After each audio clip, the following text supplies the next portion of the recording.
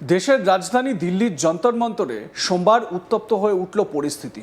একটি বিক্ষোভ কর্মসূচিকে ঘিরে পুলিশ এবং এক বিক্ষোভকারীর মধ্যে তীব্র বাকবিতণ্ডা, ধস্তাধস্তি এবং লাঠিচার্জের ঘটনা সামনে এসেছে।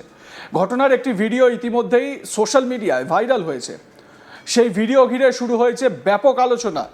ভিডিওতে দেখা যায় পুলিশের লাঠিচার্জের মাঝেই এক ব্যক্তি উত্তেজিত অবস্থায় বারবার চিৎকার করে বলছেন, মারুন স্যার মারুন।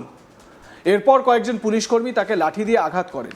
পরে অন্য পুলিশকর্মীরা এসে পরিস্থিতি সামাল দেন এবং ওই ব্যক্তিকে দ্রুত সেখান থেকে সরিয়ে নিয়ে যান। সোমবার সকালে দিল্লির যন্তর মন্তর এলাকায় একটি রাজনৈতিক কর্মসূচির ডাক দেওয়া হয়েছিল। ককরোচ জনতা পার্টি বা সিজেপি নামে একটি সংগঠন সংসদ অভিযানের ডাক দিয়েছিল। সেই কর্মসূচিতে যোগ দিতে ধীরে ধীরে যন্তর মন্তরে জড়ো হতে শুরু করেন সংগঠনের সমর্থকরা। পুলিশের পক্ষ থেকে আগেই ওই এলাকায় কড়া নিরাপত্তার ব্যবস্থা করা হয়েছিল। সংসদ ভবনের দিকে কোনো বিক্ষোভ মিছিল এগোলে আইন শৃঙ্খলা পরিস্থিতির অবনতি হতে পারে বলে আশঙ্কা ছিল। তাই শুরু থেকেই ঘটনাস্থলে মোতায়েন করা হয়েছিল প্রচুর পরিমাণে পুলিশ, আরপিএফ এবং নিরাপত্তা বাহিনী।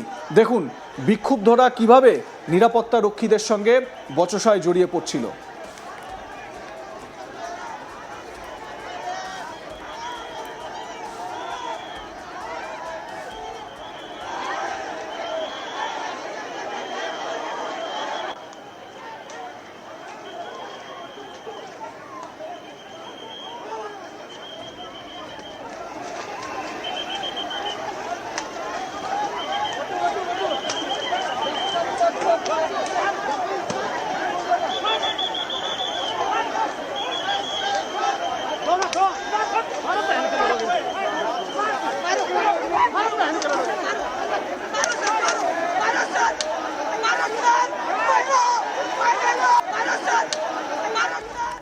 সমর্থকদের ভিড় বাড়তে থাকায় পরিস্থিতি ক্রমশ উত্তপ্ত হয়ে ওঠে। এরপরই পুলিশ বিক্ষোভকারীদের ছত্রভঙ্গ করার চেষ্টা করে। অভিযোগ সেই সময়ই লাঠিচার্জ শুরু হয়।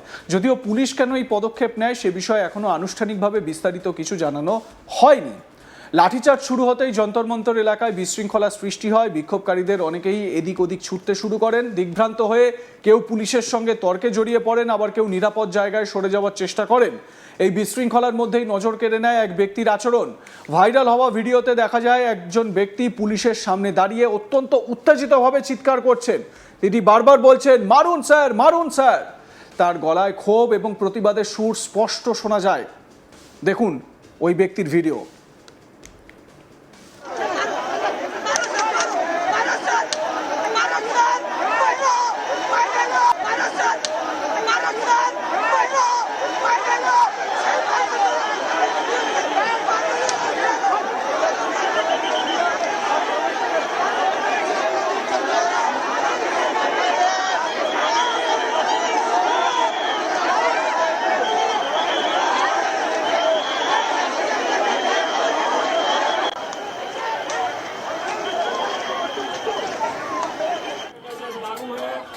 या किसी भी तरह का कोई भी प्रोटेस्ट को सूचित किया जाता है। इस जगह पर इस क्षेत्र में धारा 163 BNSS लागू है। यहाँ पर किसी भी तरह का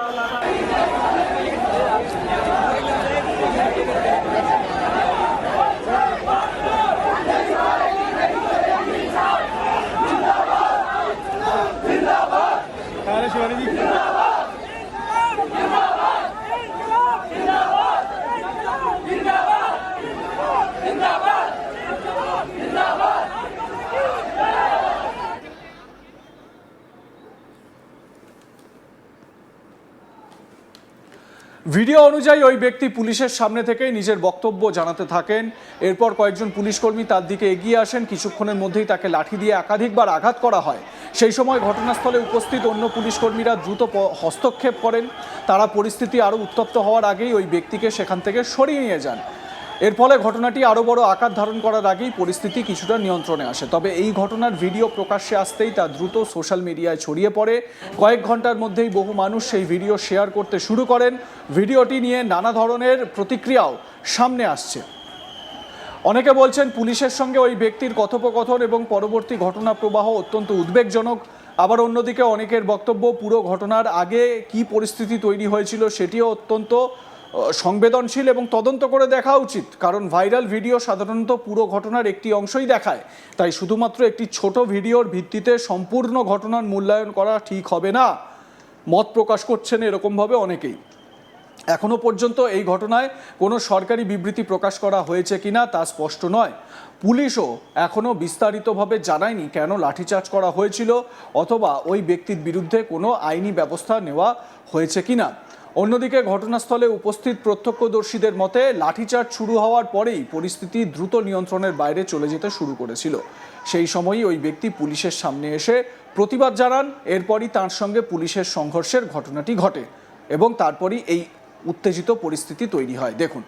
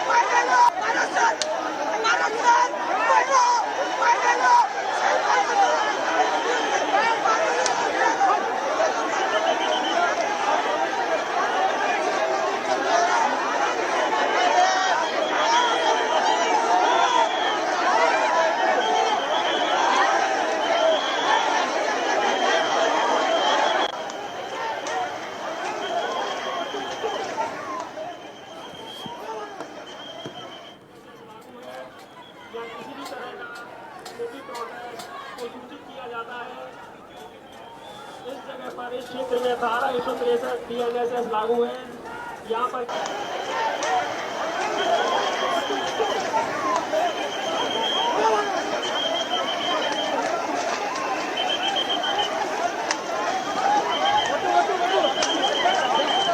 দিল্লির যন্তর মন্তর দীর্ঘদিন ধরেই বিভিন্ন রাজনৈতিক দল, সামাজিক সংগঠন এবং আন্দোলনকারীদের বিক্ষোভ কর্মসূচির অন্যতম গুরুত্বপূর্ণ স্থান। দেশের নানা প্রান্ত থেকে মানুষ নিজেদের দাবি দাওয়া নিয়ে এখানে এসে আন্দোলন করেন। সেই কারণে যন্তর মন্তরে কোনো কর্মসূচি থাকলে সাধারণত আগে থেকেই পুলিশি নিরাপত্তা জোরদার করা হয়।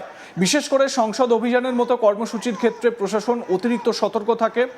আপনারা জানেন, বিখ্যাত পরিবেশ কর্মী সোনাম ওয়াংচুক তিনি এতদিন ধরে অনশন করছিলেন সেখানে, এবং সেই অনশন করার পরপরই তিনি এই সংসদ অভিযানের ডাক দিয়েছিলেন। তার এই ডাকে সাড়া দিয়ে ককরোচ জনতা পার্টির অভিজিৎ দীপকে এবং তার অনুগামীরা এবং এই পার্টির ককরোচ জনতা পার্টির সদস্যরা তারা জড়ো হয় এবং এখানে বেশ কিছু নেতানেত্রী, রাজনৈতিক দলের নেতানেত্রীদেরও দেখা যায়, যেরকম আপের মনীষ সিসোদিয়াকে দেখা যায়, তৃণমূল কংগ্রেসের মহুয়া মৈত্রকে দেখা যায়, তারা উপস্থিত হয়েছিলেন এবং এইখানে পুলিশের সঙ্গে এই রকম বলা যায় একটা বিশাল উত্তেজনার পরিস্থিতি তৈরি হয়েছিল। আপনাদের মতামত এই বিষয়ে জানাতে থাকুন, দেখতে থাকুন আজ তাক বাংলা, সাবস্ক্রাইব করুন আমাদের ইউটিউব চ্যানেলটি।